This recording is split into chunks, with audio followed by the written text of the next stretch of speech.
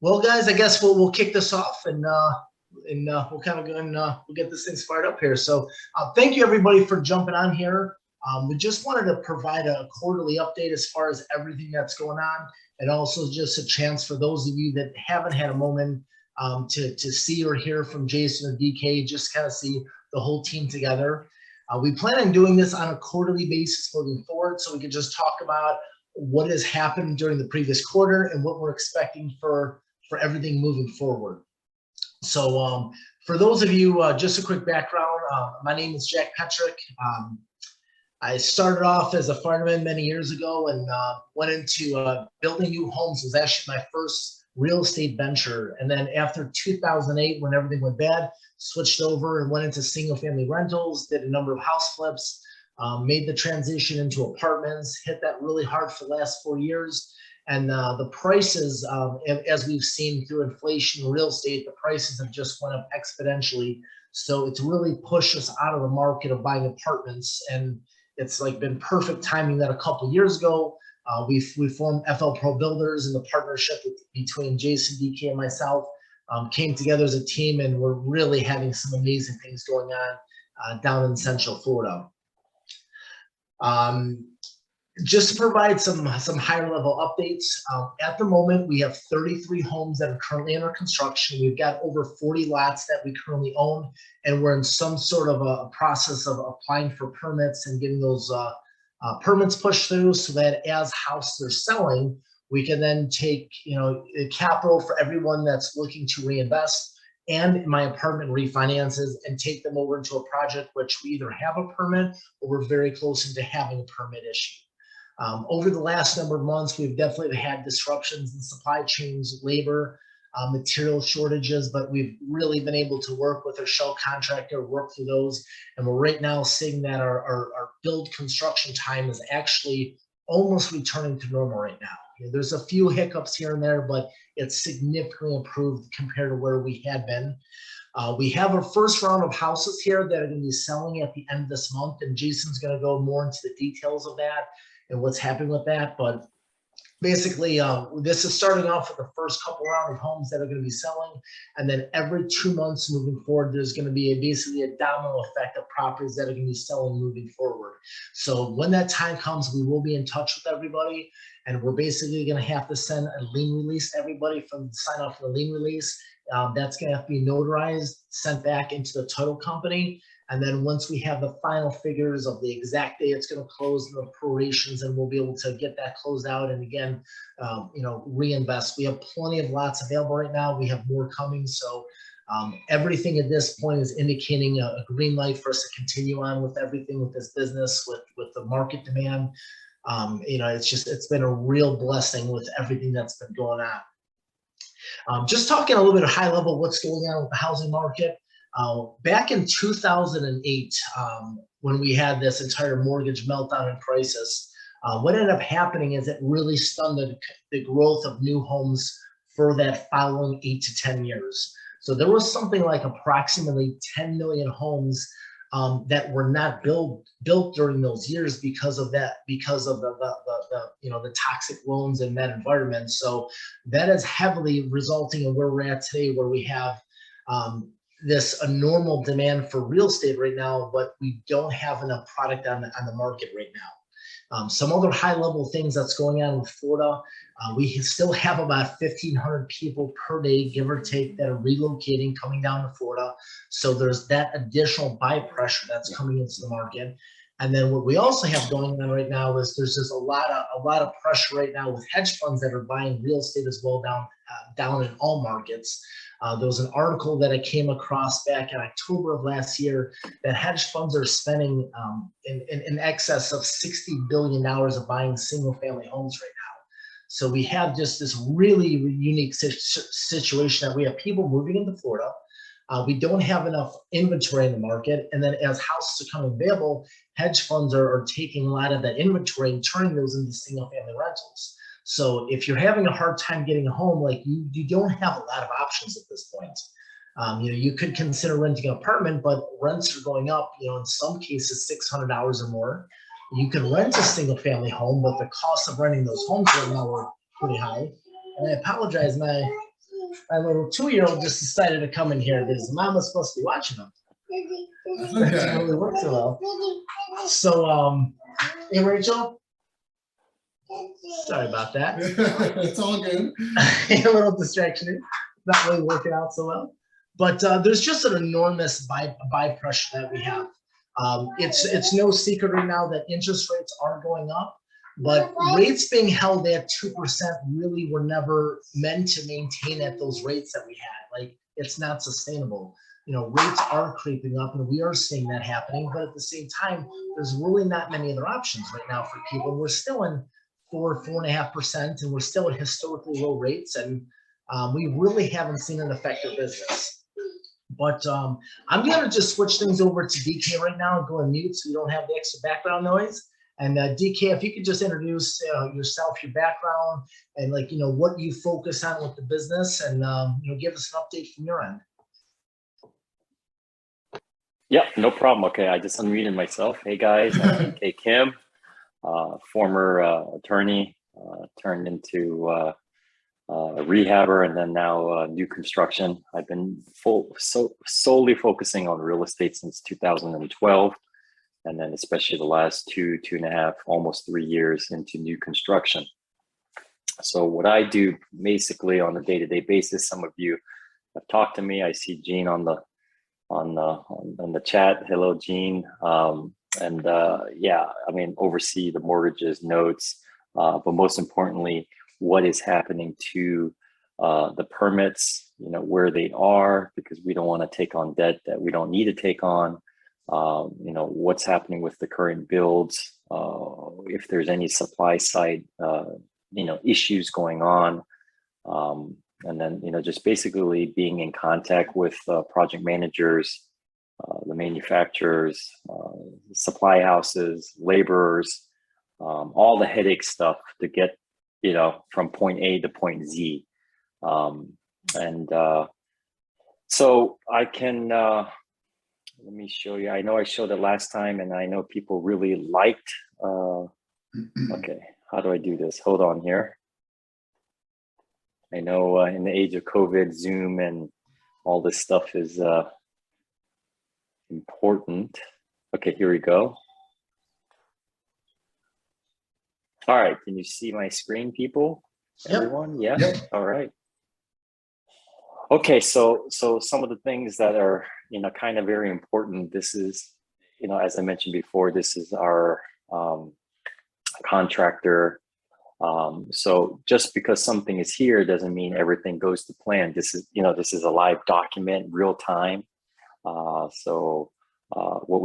Jad talked about earlier were, these first 4 properties that are going to be, pretty much ready to go, end of April, maybe, first week in May. So one of the day-to-day things I look at on a daily basis, sometimes, 5-6 times a day, I'll look at something like, okay, yeah, all right, yes, slab saw was cut. And again, even though the project managers are taking some of these pictures, at this phase, it's okay to, look at these pictures. But, when we get down to the house being more complete, as you can see, sometimes it just says miscellaneous. I don't know what that is. So that's why we spend time trying to figure out, not just from pictures here, but, is the workmanship done correctly? Like sometimes, in the framing stage, one wall was completely missed, right? We're all humans, same with the subcontractors. So we want to catch issues before they arise. And so Jason or myself will go out there and that's where, so example, 816 Fletcher, and then here we are in Palm Bay, 816 Fletcher. Real quick, DK, what you're navigating right now is our Dropbox link. So in our email newsletter, every week when we send a newsletter out, there's always going to be that Dropbox link. So anybody at any point can click on the link and go through the photos and see where the progress of your project is at. Mm-hmm. And so we'll have either myself or Jason or anyone on the team will take pictures, and it's not just like, okay, just one picture.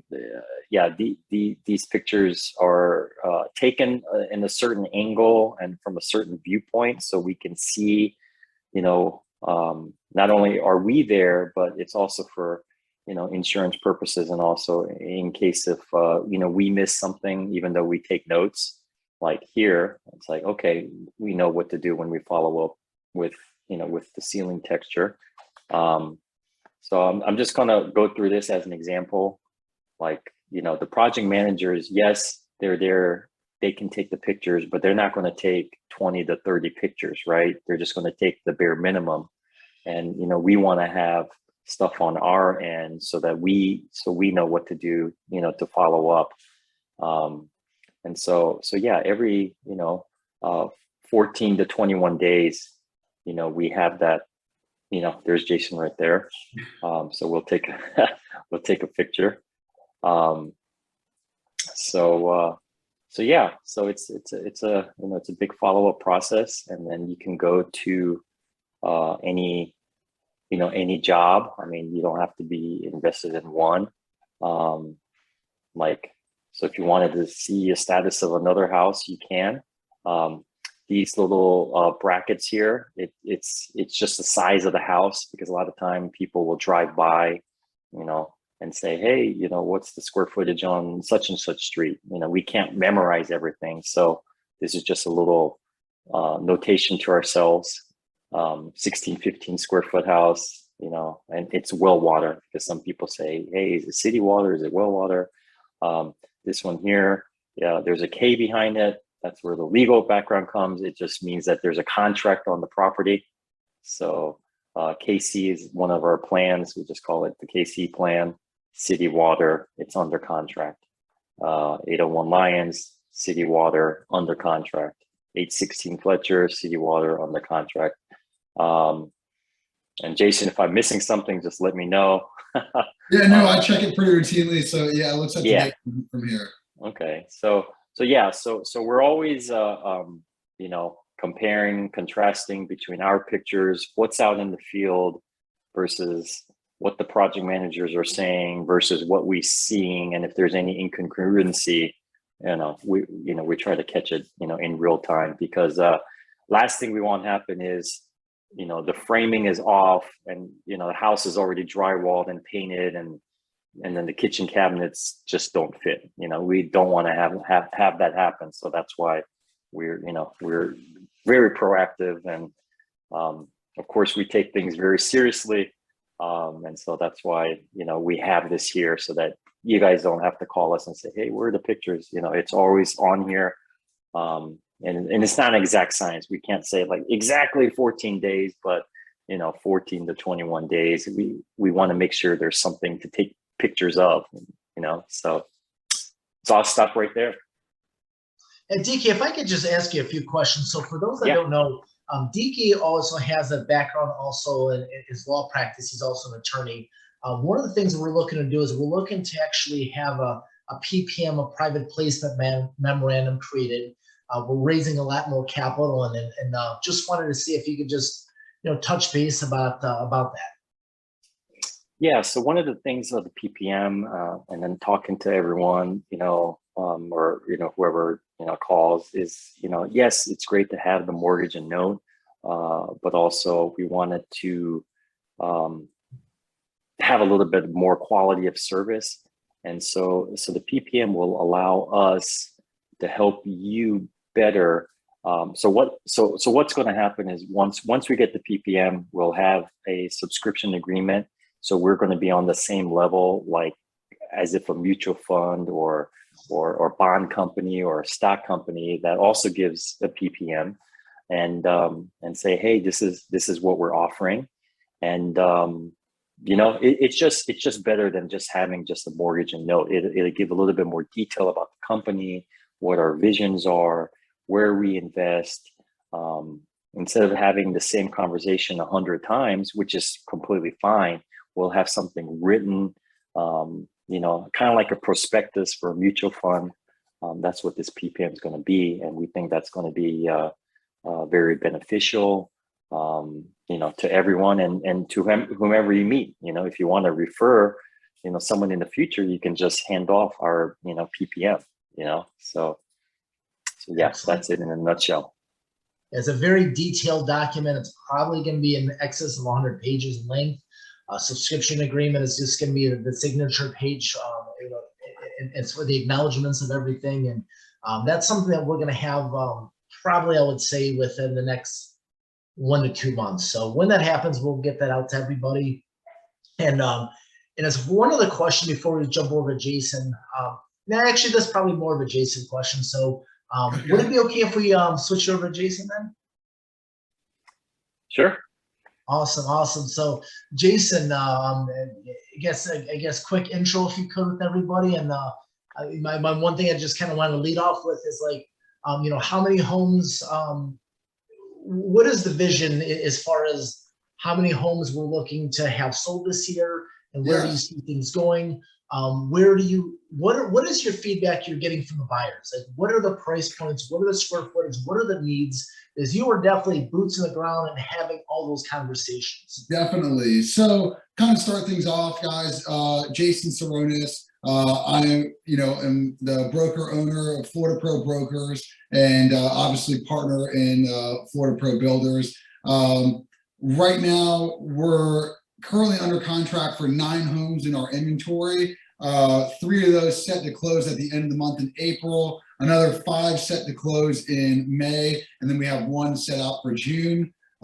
So again, we're trying to play like a balancing act of not leaving a ton of lead time for our builds, so that way folks are not having to find alternative places to live and things like that if we do reach delays. So right now we're mainly marketing once our kitchen cabinets are in, our countertops are in. That's the point when we're pretty much going live to the marketplace. And in certain times, I mean, right now we have in the Palm Bay market, for instance, we've probably got a 10 to 15 person waiting list for some of our models. So the demand is certainly there. We're not seeing that slowing up anytime soon. I was just kind of looking over some of the facts as far as the market's concerned. I mean, sales prices are up over 19% from March 2021, and inventory is down 14%. So again, it's sort of that perfect storm. We're kind of seeing a huge supply shortage, and we think that new construction is going to help really fill that gap in the Central Florida market. Sure. As far as price points, needs, square footages, what type of feedback are you getting from buyers? Yeah, so I mean, it's kind of all over the board, Jack. We're seeing a lot of folks that are gravitating towards our KC plan, that 2,081 square foot 4.3. The real, I guess, tipping point for that model is that it does have the private ensuite bathroom. So you get that 3rd bathroom. It's a really good value for most folks. Again, it's really that functional open floor plan that people are gravitating towards. And then we are seeing some price conscious buyers, because again, like you talked about at the beginning of the conversation, we are seeing some interest rates rise, but again, it's not really affecting buyer confidence as much as we thought it would. We're still seeing people really eager to go under contract. Well-qualified buyers, whether they're moving in from out of state or locally here in Florida, we're still seeing quite a big demand for our smaller models as well. Sure, and that's one of the things that we did as a company is seeing that rates are going to go up and inflation's is affecting everybody. We started building houses that are slightly smaller, like in the 1,700 square foot range. So that, again, as interest rates and the costs go up, then the payment also can pull back, trying to buffer that out a little bit as well. And then would you be able to talk to everyone also as far as what's been going on with our lot acquisitions, the process, and what type of feedback you've been getting on that? Yeah, definitely. I mean, we are facing some competition, whether it's from the national home builders, the D.R. Hortons, the Pulte, Lennars. They are definitely operating in our markets, and they're making aggressive pushes to get lots, because that's sort of the name of the game. And so we've kind of hedged that by doing some off-market campaigns ourselves, with some direct mail, some follow-up phone calls, things like that. So we're still getting really good deal flow. I think this month alone, we had 4 lots go under contract. And I mean, we're in the 12th day of April, so we probably could see another 4 to 5 lots going under contract by the end of the month. So deal flow really isn't that big of an issue with us right now. We're getting a ton of activity. We have a full-time acquisitions associate underneath me who his sole job is going out and getting lots, acquiring lots to make sure that we still have some deal flow to have our investors re-rolling capital. For sure, exactly. And then we've been sending out now basically mainly mailers, sending about 1,000 mailers out per week. And like Jason said, we're just not even halfway through the month, and we already put 4 properties under contract. So we continue to push it out on a monthly basis. Another thing that we're looking to do also, the company is to bring on our own internal full-time project manager. This project manager, they're not going to be coordinating subs, inspections, material invoices. Our shell contractor is still going to cover that purpose and those activities. But what we're going to have that person mainly do is really kind of step in more with what DK has been doing, hitting the job site, verifying that the window openings, the door openings are actually the correct size in the plan, because windows and doors are getting ordered, months prior to the block going in, so we can change those orders. We're verifying kitchen cabinets and are being the correct sizing and spacing, and just for other mistakes that have occurred in the past. So that's something that's going to help really allow us to be able to grow and expand this business. Our goal for this year is looking to actually have close to about 50 homes actually sold this year. And based upon how things are going and lot inventory and the buyer demand, and we think there's a pretty good chance that we could double that into next year and be looking at 100 homes sold next year. It's really, really been amazing to see the growth and to see the activity. My wife and my children and I, we were just down in Florida for the last 3 weeks. We got to see some of the properties in person and just kind of tour the area. And it's so drastically different in the South compared to the North. So Jason and DK, they both live in or around Orlando. So that's home to them. It's not for me up north, and a lot of us that invested up north, but there is so much growth down there. The city of Strongsville, which I used to live in, and this is not necessarily a good thing, but it's just a comparison. We have like 5 Starbucks in one city. There are like 8 different grocery store options between Aldi, Marks, Giant Eagles, and Drug Mart, and all. Like, if Florida just doesn't have that concentration of services, there's so much land, there's so much availability, there's so much growth down there. And just between the shortage of homes, the amount of people that are relocating, just all the other demands right now. There's a report, DK, that you came across. I believe it was 2 separate independent reports that were talking about the potential horizon of how long this gold rush could last for this demand. Do you mind just speaking about that real quick? Okay, there we go. Yes. So what I was looking for, I know I saved it. It's somewhere in my Dropbox, but one of the reports is the PwC annual emerging markets report. It's a good 100 to 120 page read. It tracks all the major cities. It also tracks some of the tier B cities, like 1 hour away from major metropolitan areas. So the Cliff Note version is based on their analysis. Even though we have supply chain issues, even though we have inventory issues and rising increase of interest rates, and again, you take everything with a grain of salt. I mean, they're thinking this could last another 7 years before it reaches a point of slowdown because of the just lack of inventory, like because of the 2008 crisis, and even with the demographic shift, less people immigrating to the U.S. and decline in birth, we still have another 7 years. So. Which is great. And then a different article or a different publication also, came to the same conclusion, but in a different way. So I'm not saying we're gonna close up shop in 6 years and 364 days, but we're cognizant. I'm always reading. Jason's always reading. We're always going to seminars across the country, meeting different people, different executives and, trying to get a pulse, but, so yeah, I wish I had a crystal ball, but, like with anything, we want to make sure, everything, we're very good on, mitigating risk, and, we do everything that we can to make sure that if we're going to take on this debt, we can, make this asset perform, because we don't like half-built bridges. We don't like to be at the, like quit right in front of the finish line. We're just not that type of people. So. Sure. And speaking of like risk management, like some people think that we're actually purchasing large plots of land and developing and putting in streets.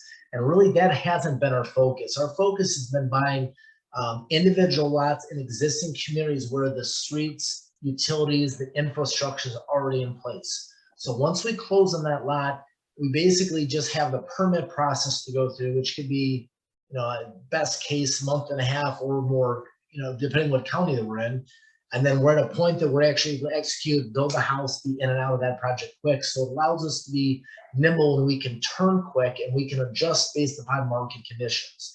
Back in 2008, when I was building custom homes in Northeast Ohio, I got to see it firsthand. And during that time, at least in our area in Northeast Ohio, there's not necessarily individual lots that are existing. These areas, these communities have been built and established for years. So there's not much for land unless you are looking to buy a larger plot of land, and it could take a year and a half to get approvals from the city and the county to be able to have permission to start the improvements on that site. That site work can last 6 to 12 months.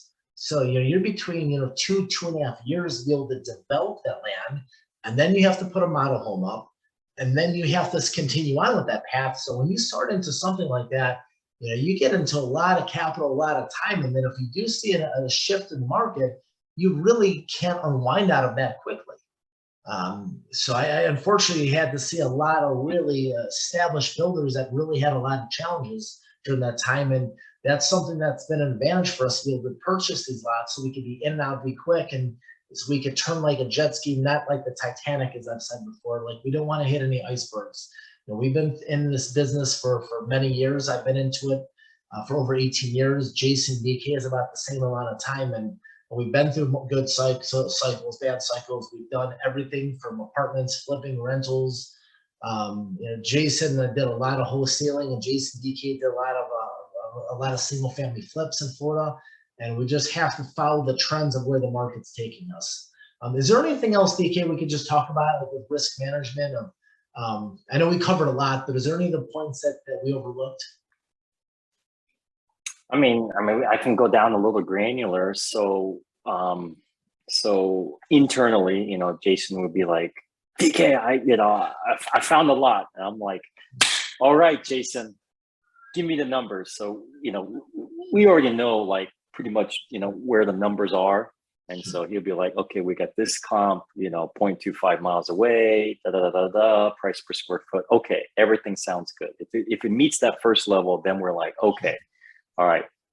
Level 2, Jason, does it have water? Does it have electricity? Yes. Okay, great. All right, Jason, level 3.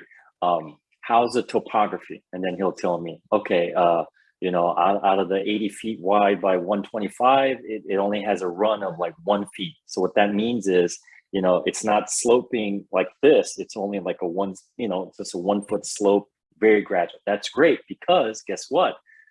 We don't want many lots with fill dirt. And so if that's a yes, then it's like, okay, let's go have a field day, right? Like we'll group like 9 or 10 lots, but not all 9 or 10 lots are good, because even though we have Google Street View and etc., we still gotta have our eyes on it. And so but when we go have our eyes on it, we're looking for a couple things. We don't want any like native species of Florida on it. We don't want Indian burial grounds on it. And especially gopher turtles. But even though we try to walk the lot that we can, sometimes there is a random gopher turtle, right? I mean, it's just part of Florida nature. So if that happens, that'll delay construction 2 months, because we got to get the gopher turtle out into the gopher farm. And you can't just drop it off, right? Like it has to be organized, gopher turtle has to be tagged, and, everything has to be approved, permitted, etc. But yeah. Yeah, Jason? What I was going to say is, I think what DK is ultimately getting at is that we've seen and personally worked through so many of these obstacles and hurdles that at this point I can confidently say I don't think there's anything that would present itself that we wouldn't be able to handle. And I say that with all honesty. Sure. Yeah. And then also, and then too, you mentioned that too, like it also, whether the lot is cleared or whether there's vegetation, that also affects what it's going to cost. Because if we have to clear the lot, that could be an additional $4,000. If the lot is cleared, then that's a savings of $4,000. And then also the height of the lot, depending whether we have to bring material in or take material out, also affects what that cost is. Yeah, and not only that, just that by itself, it takes some time, but also what we do in addition to that is like, okay, who else is building nearby? So like, I know I spend extra time because like if other builders are building, because we already have a pretty good idea of what D.R. Horton builds, what the local builders build. If I see their permit, like, oh, okay, you gather some intelligence, and so it's like, okay, they're building a 1,500 square foot model. This is where their price points, etc. Then that helps us in selecting a model that will blow the doors off. So if they're charging something at $300,000 for 1,600 square feet, but yet we have our model at 1,800 square feet that can sell for $325, but it has all the options, people are going to want to pick our product, because it's bigger, higher quality. They're paying 25 grand more, but they're actually paying less because everything that comes in our house is actually more expensive with the other builders. That's why you'll see our shirts and our, for this webinar, you've seen our new logo. It's Florida's Boutique Builder. And so people are just going nuts. And I know Jason has a, and to add to that, DK, right? I think where we sort of are separating ourselves from these national builders as well as even the local builders, we're able to operate at such a leaner capacity with reduced overhead. And again, we've been fortunate enough, and I saw a question come in about the financial stability of the general contractor. We've been lucky enough to partner with Commence Logistics and ODC to build our homes, and their scalability and the amount of volume that they do allows us to basically undercut most of our competitors. So again, a mom and pop builder that's trying to run the show by themselves, they're facing hurdles everywhere, whether it's from material shortages with concrete block, trusses, windows, all these challenges that they're facing. We're able to kind of use our economies of scale because of the volume that they're doing and drive our prices down, which ultimately allows us to sell a far superior product at a better price than our competitors. So I think that's one of the biggest things that we can take away from this, is that we're able to offer a much better product at a cheaper or comparable price than any other builder in the area. And speaking of ODC, like just for numbers, I mentioned this to a lot of you, but not everybody. Last year, they built something north of 8,000 homes, and this year they're on track to do 11,000 homes. Like, if you think about the logistics of that, it's incredible. So we're part of that 11,000 home package group. So if you're a lumber yard, if you're a plumbing supply house, they are the elephant in the room that receives attention, pricing. That is a relationship you don't upset. So we really don't have any concerns or whatever with the establishment of their business, their practice, and the size of what they're doing. Another question that just came across, and please everybody, we're going to be getting to a point here where we're going to be wrapping up. We wanted to try to keep this at hopefully about 40 minutes or so, and then allow time for questions. And one of the questions about how much of our gross margin is being affected by the sharp rise in material costs. To be honest with you, as material prices are going up, the sales price of the houses are outpacing that even faster. To be quite honest, we are far more profitable now than we thought we were going to be 6 months ago. And that's another reason why these properties, we're not putting these properties under contract until we're at drywall or north of drywall. Because at that point, we're really at the tail end of the construction, and we have a really good idea when the property's gonna be closing. And the sales comps, the prices have been increasing during that time.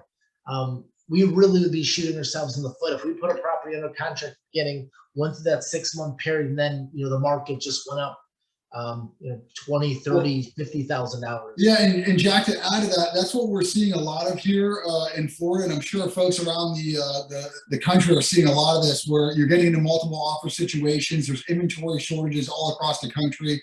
But I think the biggest takeaway is that folks are coming down from other states and they're looking at the Florida real estate prices and saying, well, this is affordable. This is, I'm getting a lot more value, a lot more bang for my buck here in Florida than I would be getting in these, other metropolitan markets like, New York, even in Ohio, for instance. I'm sure you guys have seen crazy price increases in those high demand areas. So we're able to, still stay affordable to those folks that are relocating. And then again, we're offering them a far superior product. So it really is a no-brainer decision for them.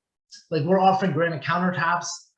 Instead of fiberglass showers, those are tiled. The ceiling heights are taller, garages are larger. And Jack, not to interrupt, but I mean, DK can kind of talk through this as well. The tile selections, right? We're not just putting baseline tile into our homes. Like, we're putting designer tile. We're coordinating schemes with paint colors. We're keeping up with the local trends as well as the national trends. And like DK said, we're attending seminars all across the country, meeting with some of the biggest manufacturers, whether it's Moen, American Standard. So again, there's a lot more thought that goes into this than just throw in the cheapest material. So folks are really excited when they walk through our houses. They really do fall in love with them, and that's ultimately what's helping us drive up our sales prices as well as the demand and the waiting list for our product. Exactly. There's a lot of the smaller home builders in my area, like Ryan Homes would be one of them. And I'm not trying to single them out, but I'm going to say Ryan and other similar builders. Up until recently, they were still building with a 3-tap shingle instead of doing a dimensional shingle. The trim was about that tall. It was like, do your best, caulk the rest. Like, it was, you could tell the end product was rough. So we're really providing a product where we're providing superior finishes, taller ceilings, more open floor plans. There's more thought, there's more design. And again, we're a committee of 3. Like, we can have a very quick decision, make a change and move on, versus having a national level, multiple sales managers and trying to, it's too much dead weight. Mm-hmm. So guys, go ahead. I'm sorry, yeah. Also, I just saw Leighton's question. Should we be concerned with the financial stability of the general contractor? No, because they only build when they receive funds. They don't do anything on credit. They don't do anything on layaway based on promise. No, once the money clears their account, they build. I mean, that's it. And that's so we basically have approximately 5 construction draws with Commence. So once they get to the first phase, they're only getting paid for the first draw. We have multiple inspections that we're doing on site, and we also have that software system that DK just showed. And just keep in mind, that software was built specifically for the company to be able to tie that assignment of that work with the photo, with the photos not only being scanned in, but permits being scanned in. I mean, it was a multi 6-figure investment of that software. And you really need to have logistics like that when you're trying to push 11,000 homes a year. Mm-hmm. And they're upgrading it. I heard that within a month, it's all going to be tied in. So if you literally click on like a tile, it's going to say which jobs you put the tile to, how many square foot, if there's an increase in cost, because they want to know that, because then they can go on and say, hey, we got 11,000 houses that need tile. Well, what's the best price can you do? Oh, Mohawk, I'm sorry. We already have a different vendor. Can you beat their price? So they want to, they're nerds as well. So it's great. It's great. I can't wait to see the, 2.0 version. That's awesome. That's awesome. So, So, go ahead. Jack, did Jason. you kind of want, I was just saying, did you kind of want to wrap it up with like a quick high level summary and take any questions that the viewers would have? Yeah, that's kind of where we're at, guys. So that's pretty much the full update in our end. Again, we want to be just respectful of everybody's time and try to just make it short and sweet. We'll just leave it open here for a few more minutes. If you have any questions, please feel free to fire away. And also, if there's something that that you think of after the call, like everyone here has my cell phone number. And if you don't, I will happily provide that. It's 440-552-8483, 440-552-8483. So just shoot me a message, give me a call. Be happy to help with any questions that you have. And while we're waiting for a few questions, I'll just just give an overall recap on the investment side of things. So we're paying 12% interest on the investments. One of the slight adjustments we're going to make to just kind of streamline things is once we have all the paperwork submitted, everything's completed, we've received the funds, we're going to be sending the first 6 months of interest. And then at that point, we're going to do the final interest payment when the house closes. So what we had been doing was making a second payment, but then sometimes like we're making that payment and then we're just closing just shortly behind it. So it just kind of made more sense just to have the final payment being made at the point that the house closes. If somebody ends up having an equity line or something where they have a payment that's attached to taking care of that investment, like we'll definitely make accommodations for that. But that's only like 2 out of our many investors at this point. And it doesn't look like we have any other questions at the moment. So again, we'll just wrap this up. I just want to thank everybody for the time. For the newsletter this week, we're going to send this video out. And but again, if you have any additional questions, please feel to reach out to us. So Jason, DK, thank you very much for jumping on, and thank you for everybody that jumped on this evening to join us. Appreciate that. All right, no problem. Thank you, guys. Yeah, thanks again, guys. And like Jack said, if you have any questions about your builds or anything like that, feel free to shoot DK or I a message. Be more than happy to update you guys. And we're going to have a lot more closing sales coming in the summer, so everyone stay tuned. And one last thing, I'll just throw this in there. If anybody is in Florida or wants an excuse to go to Florida, and we'll rate that off as a a deduction against your business, you go check on the houses. We're happy to give you a tour too if that's something you would like to do as well. Yeah, and Gene will be ready for you. So hopefully, I don't know if the house will sell before before you come down, but we have other houses, the same model that you can tour as well. So yeah, we'll be ready. Yeah. Right. Well, thanks again, everyone, and have a great evening. Awesome, guys. Thank you. All right. Thank you. Bye.